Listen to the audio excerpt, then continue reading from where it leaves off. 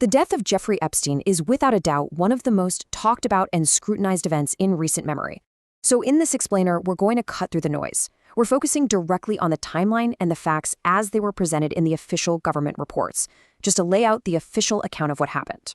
So let's set the scene. The date is August 10th, 2019. And the location?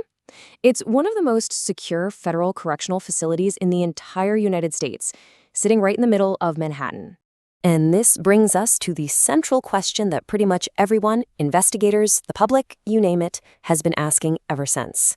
Inside this fortress, how did its most famous and high-profile inmate die? We're going to walk through the official answer to that question step by step. First things first, to really understand the events of that night, we need to understand the environment. So let's take a closer look at exactly where Jeffrey Epstein was being held. The Metropolitan Correctional Center, you'll hear it called the MCC, was not just any jail. This is a federal facility specifically designed for inmates who are considered a maximum security risk. Everything there operates under very strict, very rigid federal protocols. And this context is absolutely crucial because the whole point of that level of security is to prevent exactly the kind of thing we're about to talk about.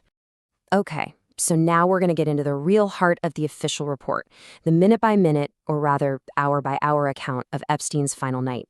And this is where the details really start to matter.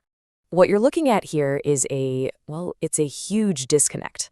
On the one side, you have the standard protocol, what is supposed to happen. Inmates like Epstein were supposed to be checked on every 30 minutes. There are supposed to be 2 guards on duty, and they're supposed to fill out logbooks for every single check. But on the other side, you have what the official reports say actually happened. Hours of missed checks, reports that the guards may have been asleep, and logs that were reportedly falsified. This discrepancy, it's a central piece of the whole investigation. And this timeline really shows you that breakdown in procedure. At 8 p.m., everything seems normal. Epstein is back in his cell. At 10 p.m., we have the last confirmed time anyone saw him alive. But then, there's a gap, a big one. The scheduled 12:30 a.m. check is missed. Then another one is missed, and another after that. For hours, there is just no official record of anyone looking in on him. The very next thing of note doesn't happen until the sun is coming up. And that brings us to the morning of August 10th and the moment he was found. Right at 6:30 a.m., during the routine morning rounds, that long period of silence comes to a very sudden end. Correction officers find Jeffrey Epstein in his cell, and he's unresponsive. So what happens next? Well, according to the official report, the emergency protocol kicks in immediately. An alarm is sounded, and the staff on hand starts CPR right away. He was then rushed to a nearby hospital, but despite all those efforts, it was just too late. He was officially pronounced dead by the hospital staff.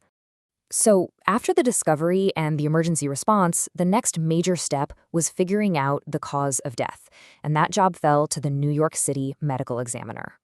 The finding was direct and unambiguous.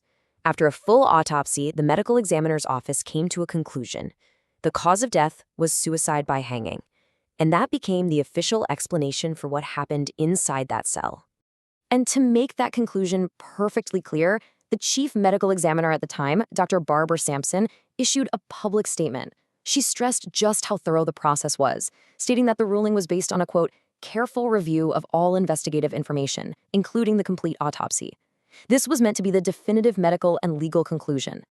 So the official report provided an answer, but as you can imagine, the details within that report also raised a whole lot of questions. So let's just quickly recap the crucial points from the official account. You have a very high-profile inmate held in a maximum security facility.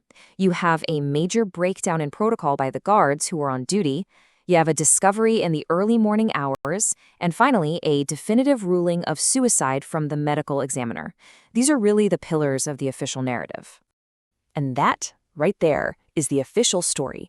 The report gives us a timeline. It gives us a cause of death.